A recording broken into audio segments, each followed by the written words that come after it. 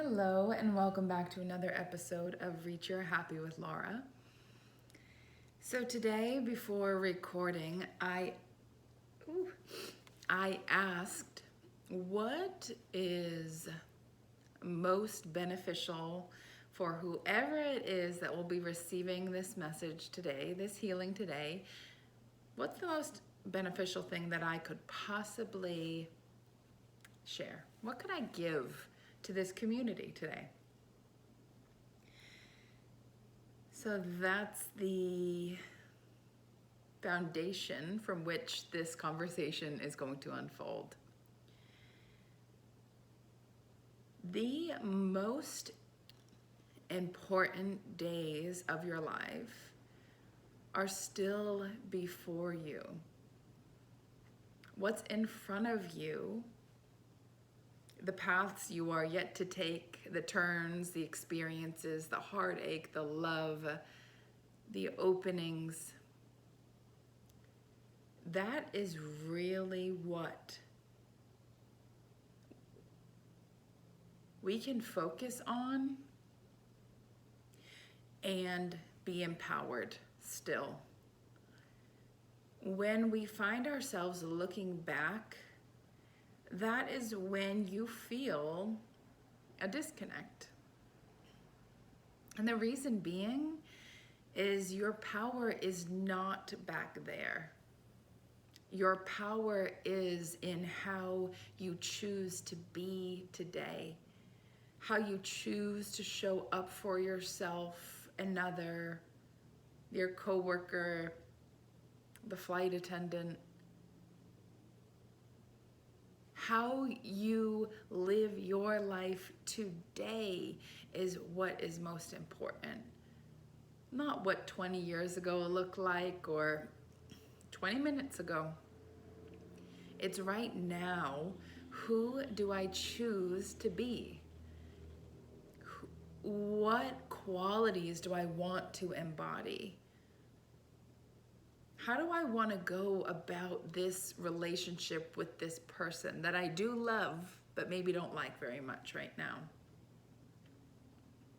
Because what is before you, in front of you, is where you are most connected to all the powerful energies that you have within you and above you and around you.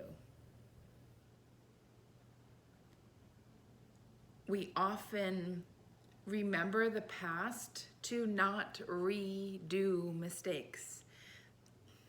But sometimes when we're looking back in the past, actually not sometimes, when we live in the past, when we rehash things, when we are looking back there, your body doesn't know the difference. Your body, every billions of cells, every little tiny thing that make up this physical body, these atoms, they are listening to every thought you think. And if you are thinking thoughts from the past, your body doesn't know the difference. So when you think in the past and you're living in the past in some form or another, recalling a story or a memory or a pain,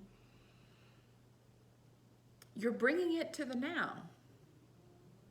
And I don't want you to feel afraid about doing that. It's not like, oh, be careful, but understand that every cell of your body is completely present with wherever your mind is. So if you're living back there, your mind brings up those feelings, right? Your body feels the sensation all over again. If I know you've had a traumatic situation in some form or another, and when you go revisit those feelings, not in an attempt to acknowledge how hard that was and to heal beyond it, but instead to just kind of live there, to kind of wallow in that pain or in that victimhood, every cell of your body goes back there too. So you're emitting this frequency that this is the current state, and it's not. So, how can we make peace with our past and look before us simultaneously? When an old memory arises and there's some pain there, do your best to address it while it's up. It's like dealing with a toddler. You don't wait 2 hours, 2 days, 2 weeks, even 2 minutes past like when a situation happened that they need correction with.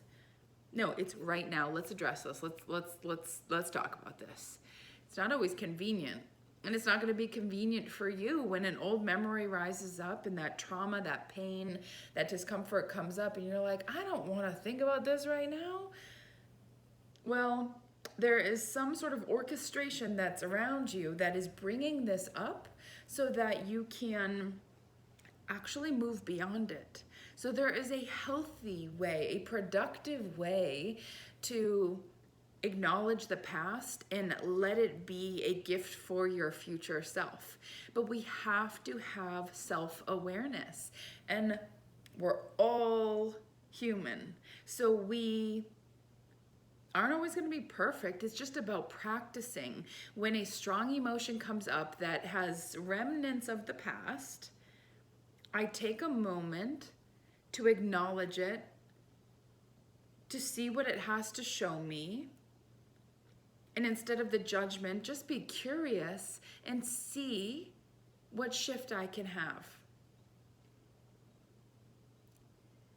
So I had a realization earlier today, and sometimes when I have a realization and I've moved beyond it, it's hard to recall. So I'm trying to process right now, like, can I recall what happened? So give me a moment.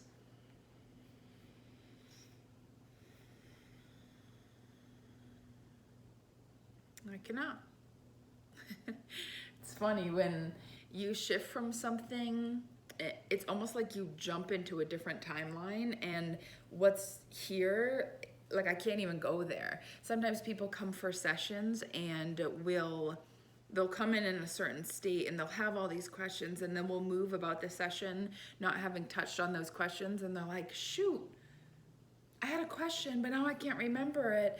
And so when that happens to you, know that you've actually moved beyond that point. So the next thing that feels important to share today is how imperative you being yourself is. Despite being on camera like this and talking as much as I do in my work, I'm actually quieter than most people think. I tend to sit back, observe, listen, chime in when I feel called, but I take a back seat. I like to just be in the presence of people that I love and care about, and I don't always feel the need to say very much. And not many people feel all that comfortable with silence, but I'm okay with it. Even just looking at someone I love and just feeling love, that to me is like, oh, so wonderful. In being your most authentic self, it's interesting because you may think that, well, if I am being my fullest self and that's what's best for me, it's going to feel the best. Not always, because we are conditioned in society, and for good reason, right? To fit in to societal norms, to understand proper etiquette with talking with a boss or talking to your professor, right? Like, there's something really wonderful about socialization and being able to have a proper conversation and not just punching each other when we don't get our way. But many of us have come a little too far away from self with that socialization, and to come back into center, into your most authentic self, there's a little bit of hesitancy. Like, is it safe? Is this really who I am? Is this really how I feel? And so there's gonna be some level of experimentation and allowing yourself that freedom. that you are perhaps a beginner at being your most authentic self. And so you're going to fail. You're going to say something that you feel like was authentic, but it really isn't. And that's okay. We're not aiming for perfect. We're aiming to use our emotional, mental, physical guidance that helps us both feel, know, and sense that I am being the truest version of myself right now and going forth in that vein. So it may feel off, you may feel uncomfortable, but all that is the mind having a little bit of a hard time shifting the gears a bit. It's shifting to a new level. To be yourself, it feels quite vulnerable because we use different faces, different layers, different coverings to hide who we are because we don't want to be judged. We don't want to be unlikable, unlovable. That's a big no-no for the ego. We want to be liked by all, but I will tell you, you, me, nobody is liked by all. Imagine how overwhelming it would be if everybody got along.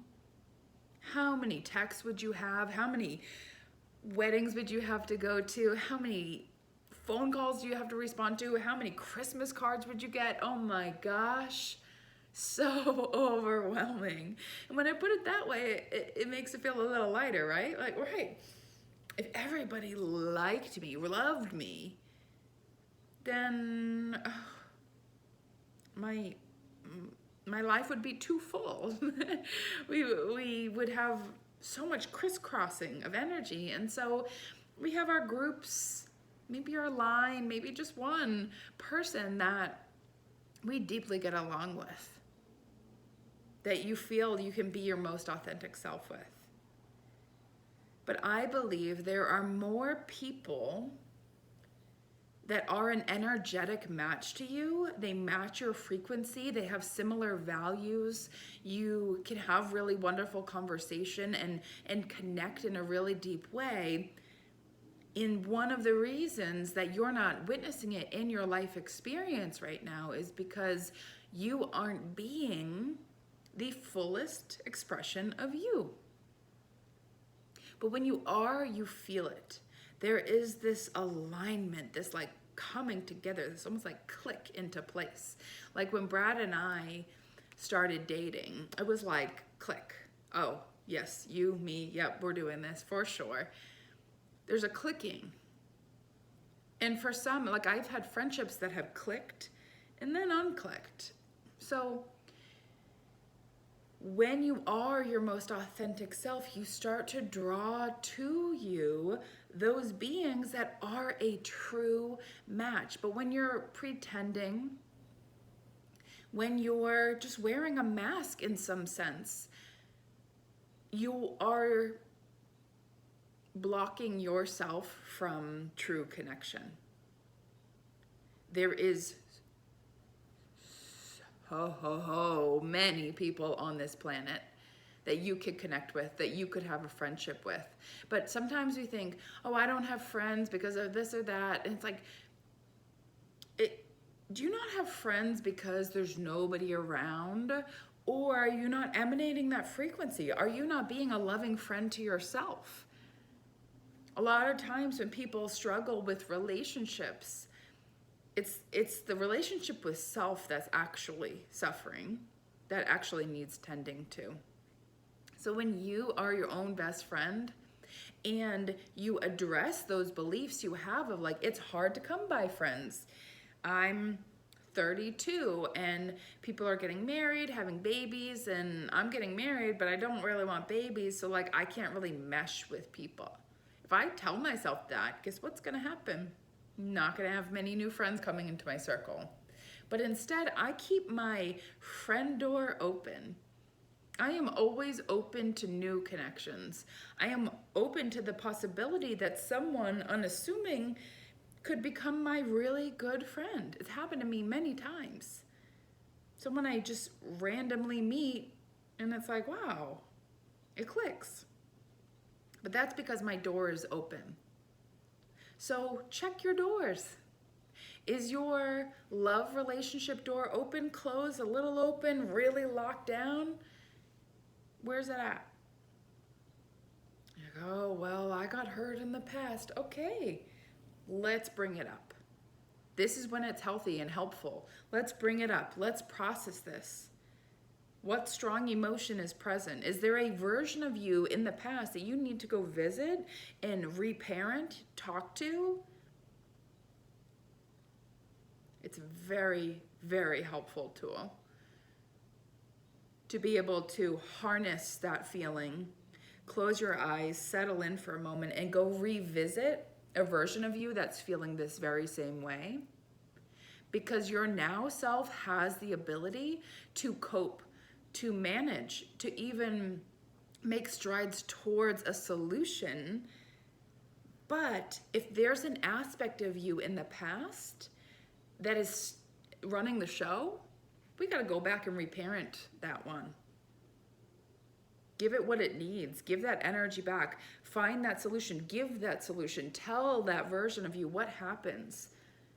Hey, I'm you. We're good. We're good. But how can I help you? What do you need in this moment? I had a version of me that I was 19, 20. I was struggling. I was making so much money. I was working at the Cheesecake Factory at the Prudential Center in Boston, working full-time as a full-time student. Craziness. Anyway, I was making so much cash, hundreds and hundreds and hundreds of dollars a night, a shift. And most months didn't know how to pay rent because I wasn't managing my money. I didn't know that that was even a thing. I didn't even know budgeting and, okay, I have car insurance, I have this. I didn't even know that was a concept. That's what we need to be teaching in schools. Anyway, so now that I have more money in my life, I have my business, I have my wedding, I've got a partner that I'm going to marry, the numbers are bigger. And as the number in my bank account increases, I've been noticing this anxiety. I'm like, I know I deserve this. I know that the money I'm receiving is well earned, because I do believe there's a difference between, like, I don't believe all money is good money, to be honest. So I'm like trying to work it out in my head, like, Laura, what's going on? What's this resistance? Like, I feel so blessed. Why is there this discordant feeling? And so I couldn't figure it out. So this is a great time to say, hey, all right, hold on.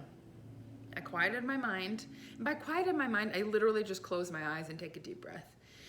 I put my hand on my heart and I said, okay, this feeling, I don't even have a word for it. I just can feel it. Let me bring to mind a version of myself. It's like a little prayer. Let me bring to mind a version of myself that felt the same way. Boom. Saw myself at my desk in Brighton with my checkbook, with my car insurance. I had just gotten in an accident, not knowing what to do, overwhelmed, confused. How do I do this? I don't know what to do. I'll just stuff it in the drawer. Hide. Oh gosh, I can't look at it. I had more than enough money, but I didn't know how to delegate it. I didn't even realize, look at a calendar, this is how much you need each month. So this is how much we need to put aside. This is how much we put in the bank. I didn't know any of that. So I had to go revisit her and say, hey girl, I know you're overwhelmed. I'm going to help you. Ready? This is how you do it. And I literally walked through the process of budgeting, of this is how you fill out that car insurance accident form. This is who you send it into. If you have questions, call that one. I went and reparented that younger Laura that was freaking out, that just ran away and basically threw that stuff in a closet. And it created bigger issues, of course, right? So I went back to her, I talked her through it, and then I just felt like this melding happening. It was like, she was like, okay. And then my now self, I kind of opened my eyes and I was like, okay,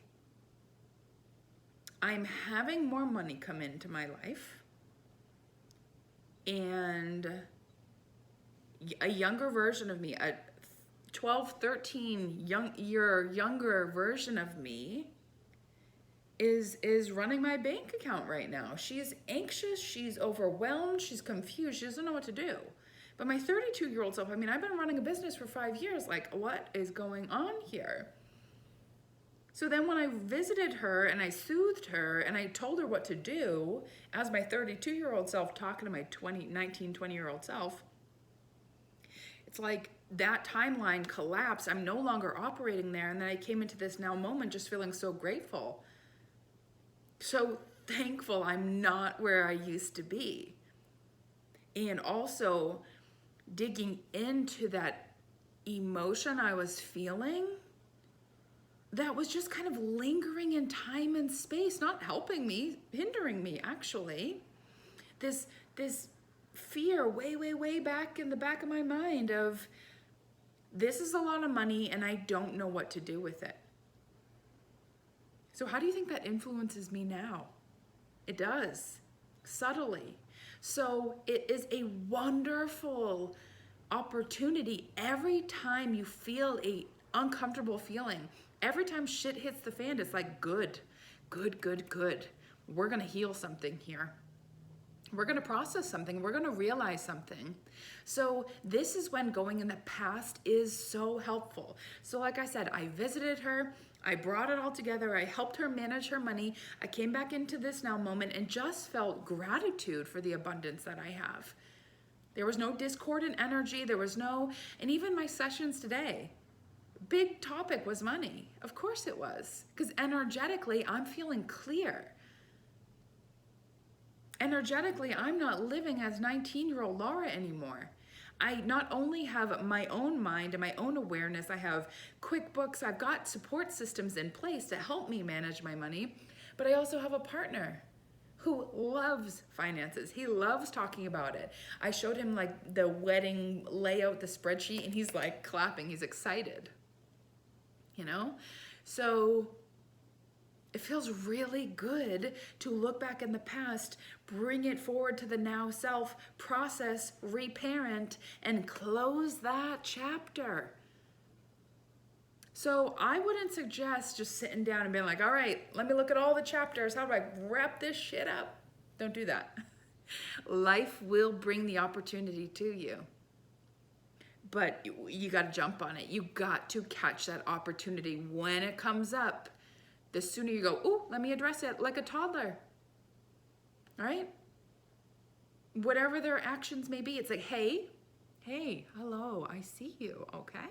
I know you want attention, and, right? You nip it in the bud. You grab it as soon as you possibly can, because the energy is up. It's like someone inviting you to talk about something and you just kind of like twiddling your thumbs because you're like, I don't know how to say it. It's up. Stumble over your words. It's okay. That exercise I just shared with you, stumble over it, suck at it. Be confused, being like, I'm using my imagination. What's going on? I don't know. What is this feeling? What the fuck am I doing anyway? It's fine. Totally fine. Just start practicing this process. Why? Because it's going to change your life. It's going to change your relationship with yourself and therefore the rest of the world and everything in it.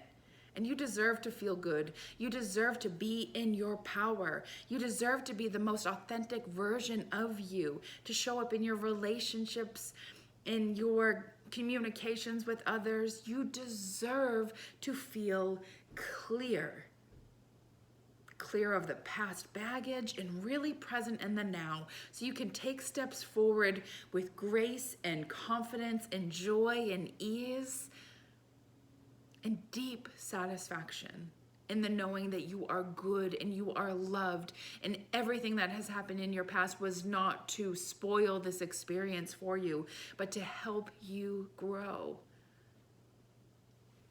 Alrighty. Oh, what a joy to bring this message to you today. Thank you for tuning in. I deeply appreciate you, and I will talk to you soon. Bye-bye.